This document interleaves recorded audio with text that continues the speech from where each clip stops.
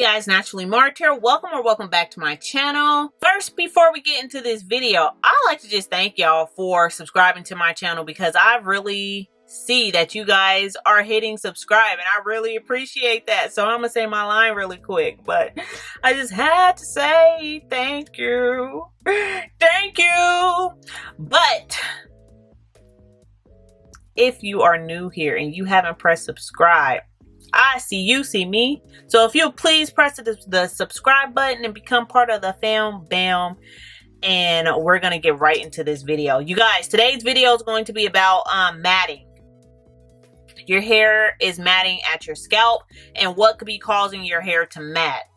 Now, with all of my videos, I'm only here to try to drop a little gem down in your brain or just drop a little something like, you know, maybe you didn't think about this, or maybe this could be happening. And then also I'm just speaking from my point of view. So all of these things that I'm gonna name is just when I notice that I have matting. Okay. So the first thing is product buildup. When I have a lot of product buildup on my hair, like that's when I notice that my roots mat together. And I wouldn't really necessarily call it matting. I feel like for me it's more like, I call it like a cobweb effect. It's like, or a cotton ball where you can get your hair wet and then you try to pull it apart and it's just not coming apart. I guess that's matting, but I call it like a spider web situation because no matter what I do, my hair is just kind of in this cotton ball matted mess. And I notice that it gets that way when I have a lot of products on my hair or a lot of products on my scalp. That's why I'm really careful about some of the products that I put on my scalp. Like when I first started doing YouTube videos, in my it's a very old video of me doing my avocado and banana hair mask. I did not apply that to my scalp because my hair was get so matted on my roots and I couldn't get the product out of my hair and I couldn't get my hair detangled, and it will take me almost 7 hours, I'm not lying, to get my hair detangled if I had product or something in my hair that wouldn't come out of my hair. So if you have any product buildup or putting anything on your scalp that your hair really doesn't agree with, it's going to be really difficult for you to detangle your hair and your hair is going to get matted. With matting, the next thing is putting product in your hair and then you have a protective style and then you try to take your protective style down when your hair is wet. I hope that makes sense. So for me, I wear mini braids, and if I try to take my mini braids down when my mini braids are damp or wet, my hair will mat up because of the zigzaggy pattern that is in the braid or whatever protective style that I have in my hair. My hair could be French braided, and if I take my hair down wet or damp, my hair will be a matted mess, and it wouldn't even be matted at the roots. It's literally going to be matted all the way down my hair strands, and it is the worst thing ever because I literally can't finger detangle my hair. I have to use a comb, and I have to start from the bottom, and I have to go all the way up to the top with running water on my hair to try to get my hair detangled and unmatted. And the only safest way that I can get my hair detangled when it's in a matted state like that is under running hot warm water with like olive oil on my hair. Like that's the only way that I can get my hair unmatted. So the next thing that could be causing your hair to mat up is if you are doing a wash and go and your hair shrinks on itself. Shrinkage can cause your hair to mat. So if you notice after you wash your hair and you've let your hair dry and it's down and it's not either in braids, or you haven't stretched your hair and you notice that your hair dries up on itself, or else you've done a wash and go and now you're trying to let it dry up and it's shrinking on itself, and you have a lot of product in your hair, after you go to wash your hair, you notice that your hair is matted.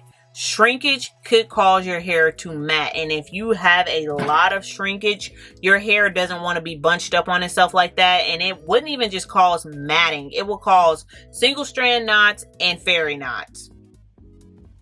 I think those are the same thing.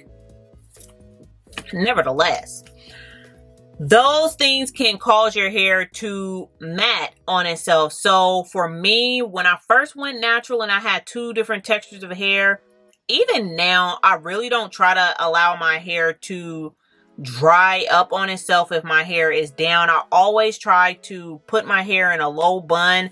If my hair is wet and I don't know what to do with it, I put my hair in a low bun or a high bun so that my hair is at least stretched.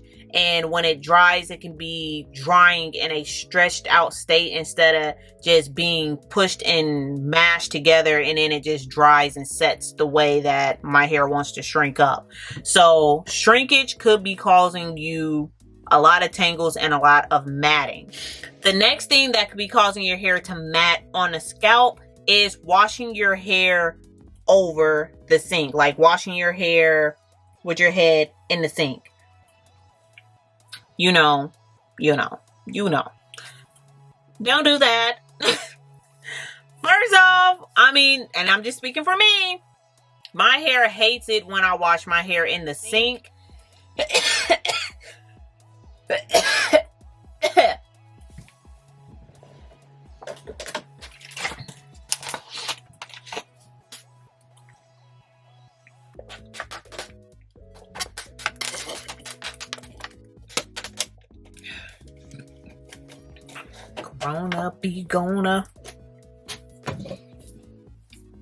My hair hates it when I wash my hair in the sink. And especially if I wash my hair in the sink with my hair loose upside down, my hair absolutely hates it when I wash my hair like that. So it's easier and it's faster to wash your hair in the sink because you don't have to get your whole body wet. But if you have the time, try to wash your hair, if you have matting problems, in sections in the bathtub with the water running down your hair and you not flipping your head over, washing your hair and then flipping your head back up to try to style it. Like you just had the water going in one direction, making your hair go this way, and then you're going to turn around and flip your head upwards to start trying to detangle it or comb it down the opposite way of whichever, the upside down motion that you was just doing with your hair. And your hair is going to be like really mad at you for doing that. So I wash my hair in a sink if I'm just in like a really, really rushy state, but then I always regret it when I wash my hair in a sink. But I just have to take like a beat and just a second and be like, okay, chill out, because if I don't have time to wash my hair, I don't wash my hair now in the sink. Like I just don't do it. Like I know I have a lot of videos with me washing my hair out in the sink, but I'm literally rushing when y'all see me wash my hair out in the sink, and I do have a lot of tangles and matting. Especially depending on what type of product that I have in my hair as well. Like my hair don't like that, so that could also be causing your hair to mat at the scalp. So you guys, those are all the tips that I can think of that could be possibly making your hair matte.